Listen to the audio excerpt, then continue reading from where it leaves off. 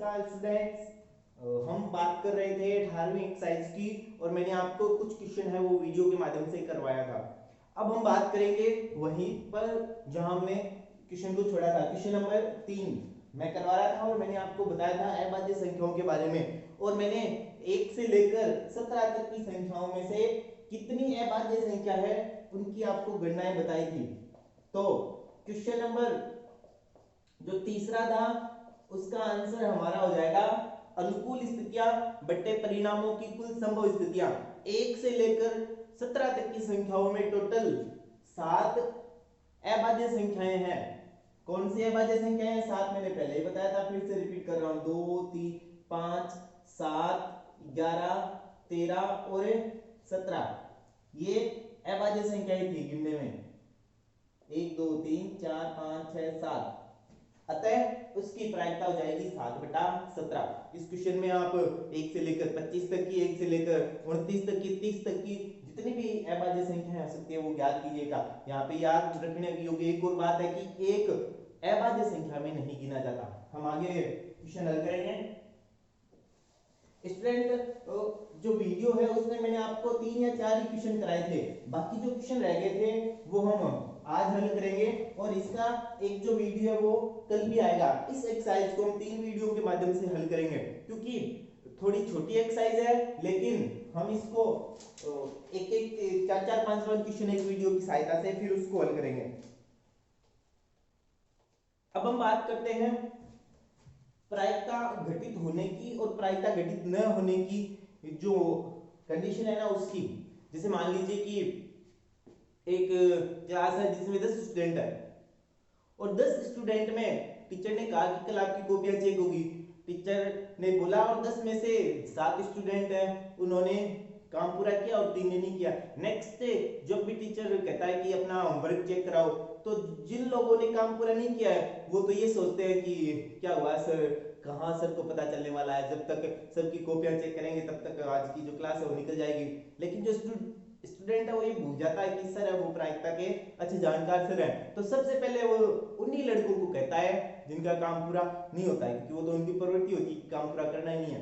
तो इस तरीके से जब टीचर कॉपी चेक करेगा ना तो उसकी संभावना 2 ही है, या तो बच्चों को काम पूरा होगा या बच्चे का काम पूरा नहीं होगा। 10 स्टूडेंट क्लास में प्रेजेंट है 10 के 10, तो यदि टीचर को भी चेक करेगा तो 2 ही प्रकार की संभावनाएं सामने आती है, या तो बच्चे का काम पूरा होगा या पूरा नहीं होगा। किसी भी एक अभिप्रयोग के लिए यहाँ पे क्या अभिप्रयोग है, घटना क्या है, टीचर को भी चेक कर रहा है, तो किसी भी एक अभिप्रयोग के लिए सदैव प्रायिकता की संभावना है वो सदैव 2 होती है। एक घटना घटित होगी, एक घटना घटित नहीं होगी। तो प्रायिकता क्या कहती है? घटना घटित होने को घटना घटित होने की जो प्रायिकता है उसको हम पीई से डिनोट करते हैं। पी यानी प्रोबेबिलिटी, ई यानी इवेंट, घटना। तो किसी भी घटना घटित होने की जो प्रायिकता होती है उसको पीई बोलते हैं। तो घटना घटित न होने की प्रायिकता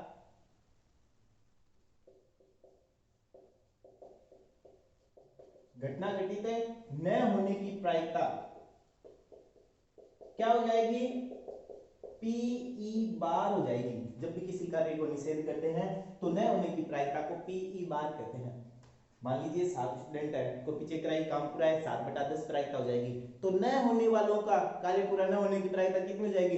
3/10। यदि हम दोनों प्रायिकताओं का योग करें 7/10 और 3/10 का, तो आपको पता है कितना आ जाएगा? 10/10 यानी 1। यहाँ पे एक और विशेष बात है ध्यान देने वाली कि प्रायिकता का जो मान होता है सदैव 1 अधिकतम होता है। 1 से बड़ा कभी प्रायिकता का मान नहीं आएगा, और न्यूनतम मान होता है वो प्रायिकता का 0 होता है। 0 से छोटा कभी भी प्रायिकता का मान नहीं जाएगा, यानी नेगेटिव नहीं जाएगा।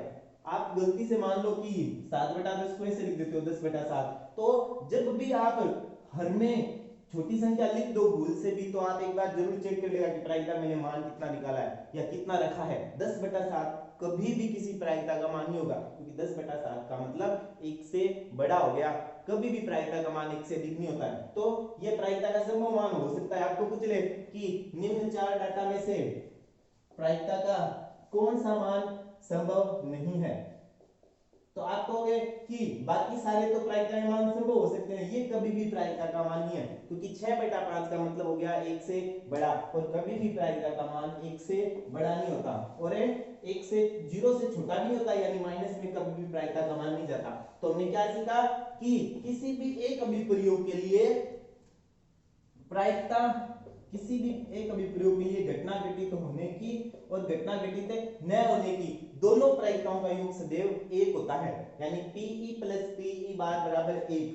तो हम कह सकते हैं कि यदि हमें Pe बार दी हुई है, इन दोनों में से यदि मैं एक ट्रांसफर करें तो ये इधर आ जाएगी, माइनस की हो जाएगी, 1 माइनस Pe बार, तो Pe का मान रह जाएगा 1 माइनस Pe बार। ऐसे ही यदि आपको कह दे कि क्या याद करनी है, Pe बार याद करनी है, और क्या दी हुई है, Pe दी हुई है घटना घटित होने की प्रायिकता, तो उसका फॉर्मूला हो जाएगा Pe बार बराबर 1 माइनस Pe। तो ये तो मान है दोनों का, ये दो फॉर्मूले हैं जो कि आपके एक नंबर के छोटे क्वेश्चन है उनको ज्ञात करने में आ जाते हैं काम। Pe बराबर 1 माइनस Pe बार, यानी यदि आपको घटना घटित न होने की प्रायिकता दी हुई है और घटना घटित होने की प्रायिकता ज्ञात करनी है तो एक में से घटा देंगे। इसका उल्टा भी संभव है, घटना घटित होने की प्रायिकता दे रखी है और न होने की ज्ञात करनी है तो एक में से घटा देंगे। जैसे आपको कह दे कि एक कक्षा में 20 विद्यार्थी थे, काम पूरा न होने वाले बच्चों की जो प्रायिकता है वह 7/10 है, तो कार्य पूरा होने की प्रायिकता ज्ञात करो, तो एक में से हम घटा देंगे 7/10, कितना जाएगा 13, जो 10 में से सॉरी हमें 20 बच्चों में से 7 की प्रायिकता की ज्ञात करनी थी, तो 7 की हो जाएगी 7/20, तो बाकी जो स्टूडेंट है जिनका कार्य पूरा उनकी प्रायिकता हो जाएगी 13/20। तो इस तरीके से हम प्रायिकता न होने की और होने की ज्ञात कर सकते हैं। अब ये जो हमने क्वेश्चन कराया है इसकी सहायता से कौन सा क्वेश्चन करने वाले हैं हम क्वेश्चन करने वाले हैं 5वां। हालांकि मैंने जो इस एक्सरसाइज का क्रम है वो क्रम सही नहीं रखा है, लेकिन आप इसी क्रम में यदि क्वेश्चन को समझेंगे तो आपके लिए थोड़ी आसानी होने वाली है, इसीलिए मैंने क्रम ना देखते हुए जो सरल क्वेश्चन है पहले उनको हल करने की कोशिश की है। तो मैं क्वेश्चन है वो करवा रहा हूं, छठा क्वेश्चन 18वीं एक्सरसाइज का। आपको क्या दिया हुआ है, किसी भी अभिप्रयोग के लिए Pa बराबर 0.65 दिया हुआ है और हमें क्या ज्ञात करनी है, ए नहीं की प्रायिकता ज्ञात करनी है। प्रश्न में से लिखा हुआ है पी ए नहीं की प्रायिकता ज्ञात करो, और हम पी नहीं को बोलेंगे पी ए बार। तो अभी आपको फॉर्मूला बताया था कि घटना घटित होने की प्रायिकता दी हुई होती है और न होने की ज्ञात करनी है, तो ये फॉर्मूला लगाएंगे 1 माइनस पी ए, एक में से घटा देंगे 0.65, पॉइंटों की जोड़ बाकी है, इसमें भी आपको समझना है, सिंपल सी जोड़ बाकी है। जब भी हम पॉइंटों की, यानी आप बिना पॉइंट लगाए ऐसे लिखे और हम इसका आंसर कर सकते हैं, पहले तो वो समझ लेते हैं फिर पॉइंट वाला भी समझ लेंगे। यहां हम ये समझे कि पॉइंट के बाद में कितनी संख्याएं हैं, यहां पॉइंट के बाद में 1 2 दो संख्याएं हैं, हम यही करेंगे एक के पीछे 2 शून्य लगा लेंगे। पॉइंट के बाद में 2 संख्याएं हैं तो एक के पीछे 2 शून्य लगा लेंगे, एक के पीछे 2 शून्य लगाने पे 100 जाएंगे, 100 में से हम 65 घटा लेंगे, 100 में से 65 घटाने पे कितना बचता है, 35 बचता है। अब पॉइंट के बाद में 2 संख्याएं थी तो यहाँ भी 2 संख्याओं से पहले पॉइंट लगा देंगे, यानी बिना जोड़ बाकी के ये आंसर 0.35। अब यदि सही क्रम में करना है तो हम वही सिस्टम 0.65, पॉइंट के बाद में 2 अंक है तो एक के बाद में भी 2 अंक लगाने के लिए 0.00 बिठा देंगे, पॉइंट के नीचे पॉइंट, अब घटाएंगे 0.65, तो यहाँ 0 था 0 लगा दें, 0 में से 5 गया 5, यहाँ हो गए 9, 9 में से 6 गए 3, यहाँ हो गए 0, ये आंसर आ गया 0.35, ये अपना उत्तर है। तो स्टूडेंट्स पी ई यदि दी हुई है तो पी ई बार ज्ञात करने के लिए एक में से घटाएंगे, और पी ई बार दिया हुआ है और पी ई ज्ञात करना है तो एक में से घटा देंगे।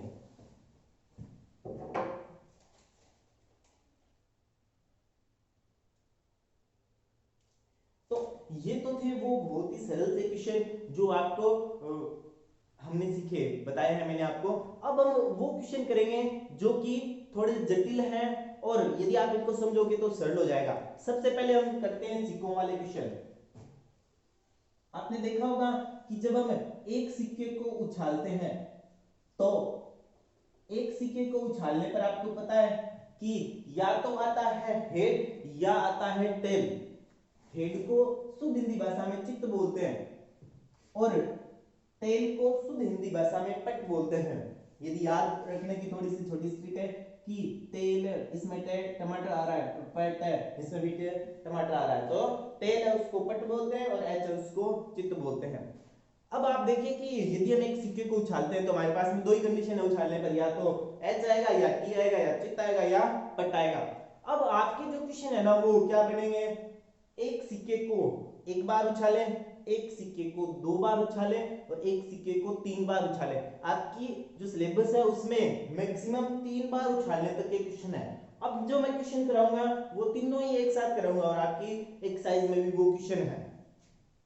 अब आप समझ सकते हैं यहां से कि जब भी कोई मैच में ये तय करना होता है कि पहले कौन सी टीम खेलेगी या कौन सा कप्तान है वो ये फैसला करेगा। जैसे क्रिकेट मैच में करते हैं हम कि मुझे पहले बैटिंग करनी है या बॉलिंग करनी है, तो उसके लिए यही सिक्का काम लिया जाता है। कारण क्या है कि सिक्के में संभावना है वो दो ही है, या चित्त की या पट की। यानी यदि दो क्रिकेट कप्तान है एक मैच का फैसला कर रहे हैं कि पहले कौन खेलेगा, तो उसके लिए दो ही कंडीशन है, या तो इधर वाला जीतेगा या जो फेंक रहा है वो जीत जाएगा जो बोलेगा, और या दूसरा जीत जाएगा। यानी दो ही कंडीशन है। दोनों टीमों के टॉस जीतने की जो संभावना है वो 50-50 रहती है एक बार उछालने पर, या तो एच या टेल। कहने का मतलब है आप समझ गए होंगे कि जब सिक्के को एक बार उछालते हैं तो टोटल परिणाम है वो दो ही संभव है, एच और टी, लेकिन अनुकूल परिणाम है वो चित्त आने का भी एक है और पट आने का भी एक है। यानी एक सिक्के को एक बार उछालें तो परिणाम है वो 1/2 ही आएगा, चाहे तो चित्त आओ चाहे पट आओ। चित्त नहीं आओ पट नहीं आओ, आंसर है वो 1/2 रहने वाला है। तो इसका क्वेश्चन फिक्स है कि एक सिक्के को एक बार उछालते हैं तो प्रायिकता सदैव 1/2 आती है। चित्त आने की प्रायिकता ज्ञात करनी है 1/2 आएगा, पट आने की प्रायिकता ज्ञात करनी है 1/2 आएगा, पट नहीं आने की प्रायिकता ज्ञात करनी है 1/2 आएगा, चित्त नहीं आने की प्रायिकता ज्ञात करनी है 1/2 आएगा। वो मैंने आपको एकदम आसानी से समझा दिया है, तो आप नोट भी कर सकते हो।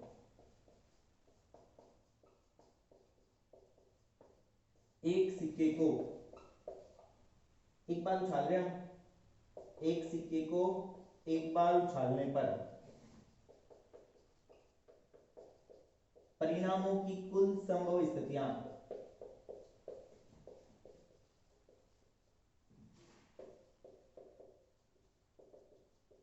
तो हमने देखा कि जब हम एक सिक्के को एक बार उछालते हैं तो परिणामों की जो संभव स्थितियां ना वो हमारे पास कितनी रहती है, दो ही रहती है, या तो एच या टी प्रत्येक कंडीशन में।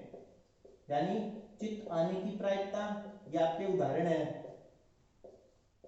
मुख्य क्वेश्चन नहीं है आपके, तो चित्त आने की प्रायिकता कितनी हो जाएगी 1/2, पट आने की प्रायिकता ये भी कितनी हो जाएगी 1/2 ही हो जाएगी। चित्त आने की जो अनुकूल स्थिति है वो भी एक है 1/2, और पट आने की अनुकूल स्थिति है वो भी 1/2 है। आप इसमें नीचे भी लिख सकते हैं चित्त नहीं आने की प्रायिकता वो भी 1/2 रहेगी, पट नहीं आने की प्रायिकता भी 1/2 रहने वाली है। लेकिन ये तो सरल तब था जब सिक्के को एक ही बार उछालें। मान लो हम सिक्के को दो बार उछाल रहे हैं तो क्या होगा, तो जो कंडीशन है वो बिल्कुल ही परिवर्तित हो जाएगी। देखो कैसे परिवर्तित हो जाएगी, हम याद करते हैं कितनी रहने वाली है। हमने मान लिया सारी अनुकूल जो कुल स्थितियां हैं वो हम पहले ढूंढते हैं। एक सिक्के को दो बार उछालना है या दो सिक्कों को एक साथ उछालना है, एक प्रकार की प्रायिकता है। तो मैं एक सिक्के को दो बार उछाल रहा हूं, मैंने माना पहले सिक्के को उछाला मैंने और उस सिक्के पर एच आ गया।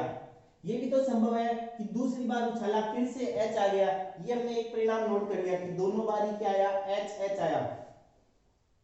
ये भी तो संभव था कि दोनों बार ही टेल टेल आता, टी टी आता।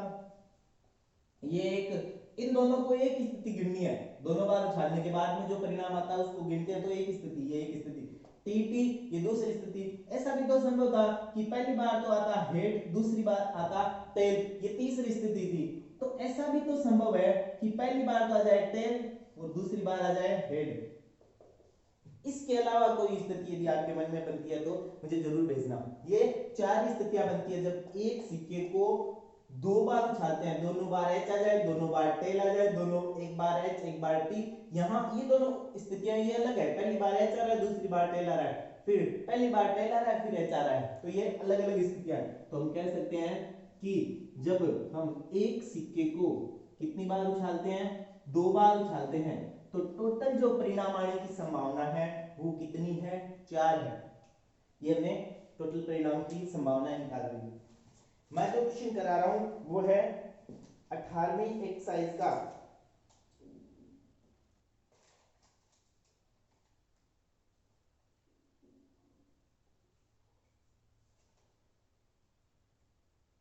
Question number 2।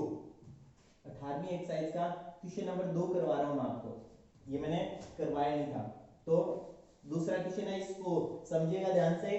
हमने एक सिक्के को 2 बार उछाल दिया, H H H T T T T H. प्रश्न क्या है, प्रश्न हमें कह रहा है कि एक सिक्के को जब 2 बार उछाला जाता है, एक सिक्के को जब 2 बार उछाला जाता है तो दोनों बार चिताने की प्रायिकता ज्ञात करो।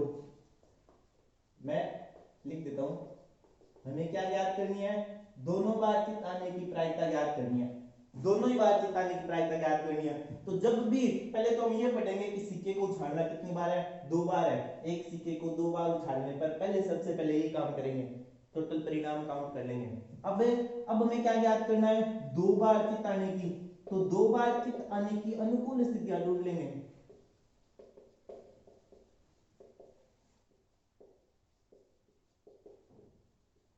आप देखिए कि इन 4 स्थितियों में से दोनों ही बार एच आ रहा है, वो स्थितियां कितनी है। तो आप देख सकते हो कि ये एक ही स्थिति है जिसमें दोनों ही बार क्या आ रहा है, चित्त आ रहा है, एच एच दोनों बार चित्त आने की, यानी दोनों ही बार एच एच आने की अनुकूल स्थिति कितनी है, 1 है। तो हम कह सकते हैं कि जो प्रायिकता है वो कितनी हो जाएगी, दो फॉर्मूला। वैसे हर क्वेश्चन में आपको फॉर्मूला जरूर लगाना चाहिए। अनुकूल स्थितियां बटे कुल संभव स्थितियां, इस तरीके से हम कह सकते हैं कि हमारा जो परिणाम है वो ये प्राप्त हो जाएगा इस सवाल का, 1/4। एक सिक्के को 2 बार उछालने पर दोनों बार चित आने की प्रायिकता, 2 बार चित आने की प्रायिकता, तो 2 बार चित आने की प्रायिकता एच एच, एक ही कंडीशन है, आंसर हो जाएगा 1/4। यदि यही क्वेश्चन आपको ये पूछता 2 बार पट आने की प्रायिकता, तो 2 बार पट आने की प्रायिकता भी सेम ही हो जाती, 1/4। नोट कीजिए आप, 2 बार कहो या दोनों बार, अब दोनों बार पर्सन में दोनों बार लिखा हुआ है, दोनों बार चिताने की प्रायिकता तो हो जाएगी 1/4। ठीक है, तो एक सिक्के को 2 बार उछालने पर दोनों बार चिताने की, दोनों बार पटाने की, दोनों ही प्रायिकता ये रहेगी 1/4। ये तो था क्वेश्चन नंबर 2। सेम का सेम ऐसा ही क्वेश्चन एक और है, अब मैं वो करवा रहा हूं, और इसको थोड़ा ध्यान से समझना। ये वाला क्वेश्चन तो थोड़ा इजी था, और इजीली इसीलिए था कि आगे चल के क्वेश्चन कठिन बनने वाला है। वो क्वेश्चन है क्वेश्चन नंबर 7, जो अभी हमने छठा किया था, इसका जस्ट आगे वाला क्वेश्चन है क्वेश्चन नंबर 7। प्रश्न है उसको थोड़ा विशेष ध्यान से देखना, मैं क्वेश्चन लिख रहा हूं।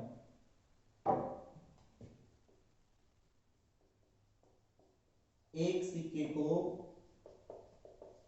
2 बार उछालने पर अधिक से अधिक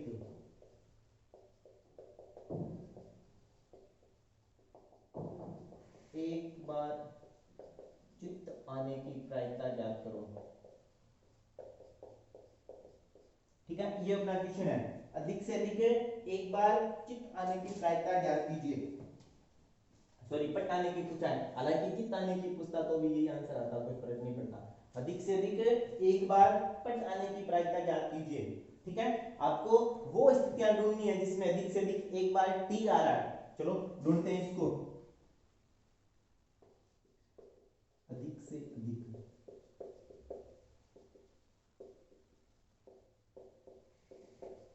एक बार पट आने की अनुकूल स्थितियां।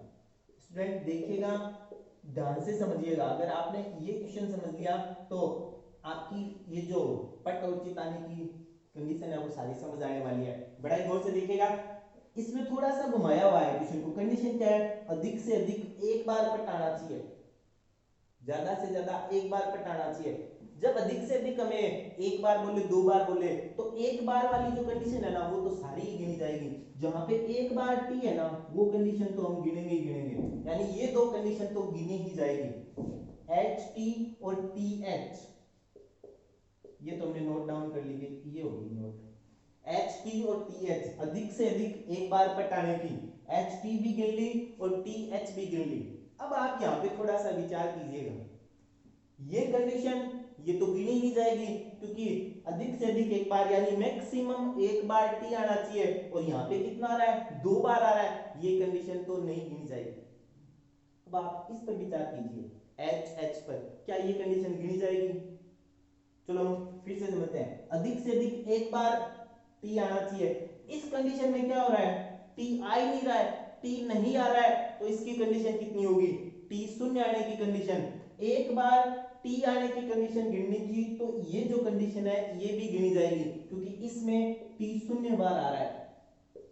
तो हम कह सकते हैं कि परिणामों की जो अनुकूल स्थितियां हैं वो कितनी हो जाएगी, तीन हो जाएगी, H T, T H, H H, यानी तीन स्थितियां। तो प्रायिकता पीई बराबर कितना हो जाएगा, 3/4। अधिक से अधिक एक बार पटाने में एक एक टी आने वाली कंडीशन तो दोनों ही गिनी जाएगी, जहां पे टी शून्य आ रहा है, एच एच कंडीशन में टी शून्य आ रहा है वो कंडीशन भी गिनी जाएगी, यानी 3/4। ऐसी ही कंडीशन इसके विपरीत हो जाती है, ये क्वेश्चन नोट कर लो। ऐसा एक एग्जांपल और है वो और मैं करवा देता हूं इसके साथ साथ।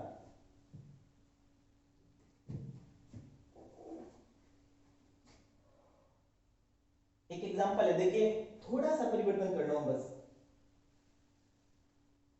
इस क्वेश्चन में, थोड़ा सा एकदम बारीक सा परिवर्तन कर दिया मैंने। ये लो, कम से कम एक बार, और पट की जगह चित कर देता हूं ताकि आपको थोड़ा और समझ आ जाए। कम से कम एक बार चिताने की प्रायिकता, ये लो अनुकूल स्थिति हालांकि रहने वाली तो यही है, फिर भी मैं इनको एक बार मिटा देता हूं। पर्सन क्या है, एक सिक्के को दो बार उछालना, ये चार तो फिक्स है, एक सिक्के को दो बार उछालते इतना तो आप बनाओगे बनाओगे कि चार बार आएगी। पर्सन क्या है, कम से कम एक बार, यानी जहां पे एक बार आ रहा है ना वो कंडीशन हम गिनेंगे। तो एक बार एच आ रहा है ना वो कंडीशन ये है, एक बार एच आ रहा है ये कंडीशन है, यानी एच टी और टी एच ये कंडीशन है। अब वो कम से कम जब बोलेगा ना तो कम से कम में यहाँ पे ये नहीं गिनी जाएगी एच में, क्योंकि यहाँ पे एच आ ही नहीं रहा है, कम से कम आना चाहिए, यानी आना जरूरी है, कम से कम एक बार होना चाहिए एच, यहाँ पे नहीं है, यहाँ पे तो शून्य है, ये गिनी जाएगी कि कम से कम है, अधिक से अधिक कम से कम एक बार है, चाहे ज्यादा हो सकता है, तो ये कंडीशन भी उसमें गिन ली जाएगी एच एच। तो आंसर हो जाएगा 3/4। फर्क कितना है, कम से कम चित्त वाले में ये कंडीशन गिनी जाएगी दोनों बार एच वाले की, और अधिक से अधिक में दोनों बार वाली नहीं गिन के शून्य बार वाली गिनी जाएगी, ये बड़ा डिफरेंस है। कम से कम वाली जो कंडीशन है उसको जब हम हल करेंगे तो दो बार आया हुआ है, जैसे कम से कम एक बार चित्त बोलेगा तो जहां पे दो बार चित्त आ रहा है ना वो कंडीशन गिनी जाएगी, और अधिक से अधिक एक बार चित्त बोलेगा तो हमें पट वाली जो दो कंडीशन है टी टी वाली कंडीशन वो गिननी है, दो बार एच वाली कंडीशन उस स्थिति में नहीं गिनी जाएगी। नोट कीजिए आप इसको।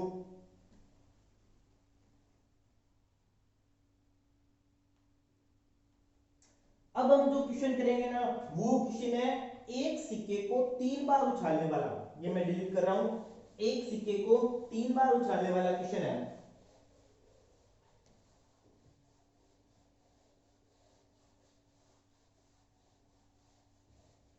आपकी एक साइज में जो सिलेबस है उसमें क्या कंडीशन है, एक सिक्के को एक बार उछालने की, एक सिक्के को दो बार उछालने की, एक सिक्के को तीन बार उछालने की। अब हम एक सिक्के को तीन बार उछालना है, मान लीजिए मैंने एक सिक्के को तीन बार लगातार उछाला और तीनों परिणाम नोट कर लिए, मैंने माना कि तीनों ही बार एच आया, यानी तीनों ही बार चित्त आ गया, भारत आ गया, एच बोलते हैं भारत को। तो तीन कंडीशन इनको एक साथ नोट कर ली, ये पहली स्थिति होगी। ऐसा भी तो हो सकता है कि तीनों ही बार क्या आ जाए, टी टी टी आ जाए, तीनों ही बार टेल आ जाए, ये दूसरी स्थिति होगी। ये आपको मन में कल्पना करनी है कि ऐसी कितने प्रकार की स्थितियां हो सकती है। मैंने दो प्रकार की स्थितियां बना ली, दोनों ही तीनों ही बार एच, तीनों ही बार टेल। ऐसा भी तो संभव हो सकता है, देखो अब हेर फेर ही करना है, तीनों बार एच और तीनों बार टेल कर दिया। अब हमें जो कंडीशन है वो दो बार वाली एच की लानी है, यानी यहाँ पे तीनों बार एच है। अब पहले कंडीशन में यहाँ पे इस एच की जगह टी कर रहा हूं, तो ये कंडीशन नंबर 3 होगी। तो ऐसा भी तो संभव है इसके जस्ट विपरीत कि दोनों बार तो टेल आ जाए और लास्ट में हेड आ जाए।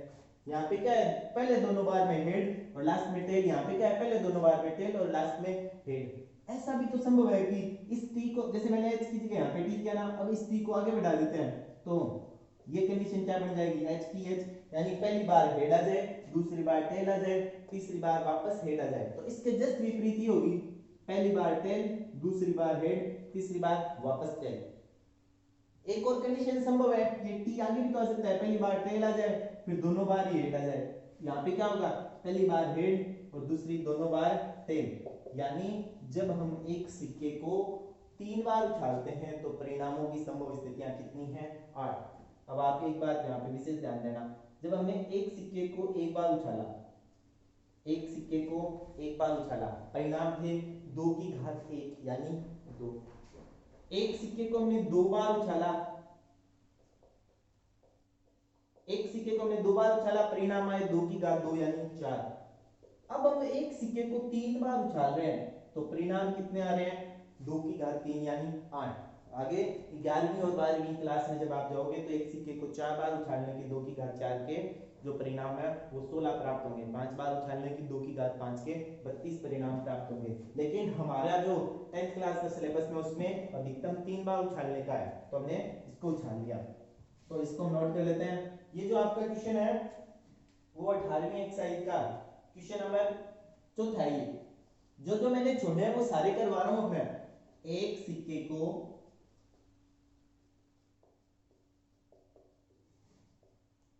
तीन बार उछालने पर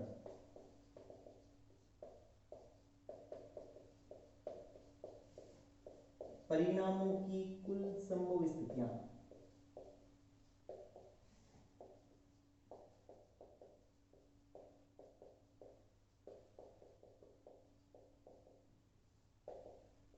एक सिक्के को 3 बार उछालने पर परिणामों की जो संभव स्थितियां ना वो कितनी आ गई आपके सामने, वो स्थितियां आ गई 8। ये आपके सामने है,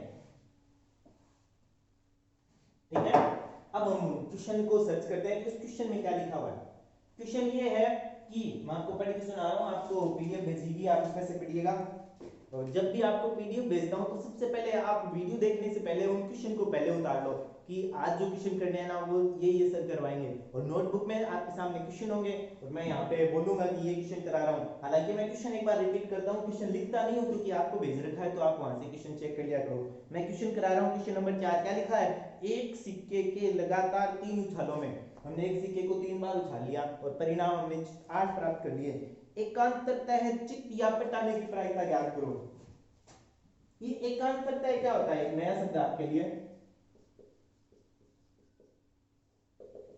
एकांतरतः, चलो हम बात करते हैं हमारी आड़ू लैंग्वेज मारवाड़ी में बात करते हैं। सबसे प्यारी लैंग्वेज है, हम जो यूज करते हैं उसको अपनी खुद की जो भाषा है उसमें समझाने का तो बेनिफिट है वो अलग ही है। एकांतरतः, जैसे हम एक शब्द यूज करते हैं एकांतर, ज्यादातर हम सर्दियों में यूज करते हैं, हम कहते हैं कि ये तो एकांतर ना कहता है, यानी समझ गए होंगे आप एकांतर का क्या मतलब है, एक दिन छोड़कर एक। तो इस एकांतरता शब्द का मतलब भी यही है, एक छोड़कर एक। प्रश्न क्या है, एकांतरता है पट या एकांतरता है चित्त आने की प्रायिकता ज्ञात करो। इन 8 में से आपको वो अनुकूल स्थितियां ढूंढनी है कि जहां पर एक छोड़कर एक, चित्त के बाद में पट आए फिर वापस चित्त आ जाए, या फिर ऐसी कंडीशन जिसमें एक छोड़कर पहले पट आ जाए फिर एच आ जाए, हेड आ जाए, फिर वापस पट आ जाए। वो अनुकूल स्थितियां कितनी है, ये तो बिल्कुल भी नहीं है, तीनों बार है। ये भी बिल्कुल नहीं है क्योंकि यहाँ पे पहले 2 बार एच आ गया फिर टेल आ गया। ये भी बिल्कुल नहीं है क्योंकि यहाँ पे पहली बार टेल आ गया फिर दोनों बार एच आ गया। अब ये नहीं है इसका मतलब ये भी नहीं है, ये नहीं है इसका मतलब ये भी नहीं है, ये नहीं इसका मतलब ये भी नहीं है। क्या ये संभव है, एकांतर है, एकांतरता है। वो कंडीशन देखना, पहली बार एच आ रहा है फिर उसके बाद छोड़ के टी आ गया फिर वापस एच आ गया, एकांतरता कंडीशन है। पहली बार टेल आ रहा है फिर वापस हेड आ रहा है फिर वापस टेल आ रहा है। ओरिजिनल में एकांतरता की कंडीशन ये 2 ही है, तो लिखेंगे एकांतरता है उचित या पट आने की अनुकूल स्थितियां बराबर कितनी होगी? एक तो होगी एच टी एच, एक होगी टी एच टी, यानी कि दो अनुकूल स्थितियां होगी। तो हम क्या कह सकते हैं, प्रायिकता निकाल सकते हैं इसकी, पीई बराबर 2/8 यानी 1/4। तो स्टूडेंट ये थे हमारी प्रायिकता के कुछ क्वेश्चन थे। अब इसमें जो क्वेश्चन रह गए ना, वो क्वेश्चन है, एक तो क्वेश्चन रह गया एक सिक्के को 2 बार उछालने का क्वेश्चन है, वो रह गया, वो हम कल डिटेल से चर्चा करेंगे। एक क्वेश्चन रह गया लीप वर्ड्स का, वो भी हम कल डिटेल से चर्चा करने वाले हैं। और एक जो क्वेश्चन है वो रह गया ताश के पत्तों का। तो कल जो वीडियो आएगा वो थोड़ी सी अधिक लंबी होगी इस वीडियो की तुलना में। अब तक हमने जो क्वेश्चन किए हैं वो लगभग कंप्लीट हो चुके हैं। आज हमने एक सिक्के को 1 बार उछालने के, 2 बार उछालने के और 3 बार उछालने के क्वेश्चन है उनको हल किया, और इसके साथ साथ घटित होने की प्रायिकता और न होने की प्रायिकता उन दोनों का आंसर निकाला। कल वीडियो में हम जो क्वेश्चन करने वाले हैं वो फिर से रिपीट कर रहा हूं, एक पासे को 2 बार उछालने का, जो ताश का सवाल है 52 पत्तों का वो सवाल, और लीप और एलिप वर्ड्स के क्वेश्चन है वो सवाल। 3 प्रकार के क्वेश्चन और रह गए, वो हम कल चर्चा करेंगे। आप इन वीडियो को अधिक से अधिक शेयर कीजिए, जो आपके सहपाठी हैं, आपके आसपास हैं, अन्य स्कूलों में पढ़ते हैं, उनको भी जरूर भेजिए वीडियो, ताकि घर बैठे वो स्टडी कर सकें। ऑनलाइन मटेरियल हम जो प्रोवाइड करवा रहे हैं वो उन तक पहुंचे, और 10वीं के मैथ्स का सिलेबस है वो आपके जल्द ही, यदि हम इसी गति से चलते रहे तो हम लगभग 50% कवर है वो, ये जो छुट्टियां चल रही है मई तक, वो हम घर बैठे ही कंप्लीट कर सकते हैं। तो स्टूडेंट उम्मीद करता हूं कि आप इन वीडियोस के माध्यम से मैथ्स को आसानी से सीख रहे हैं। धन्यवाद स्टूडेंट।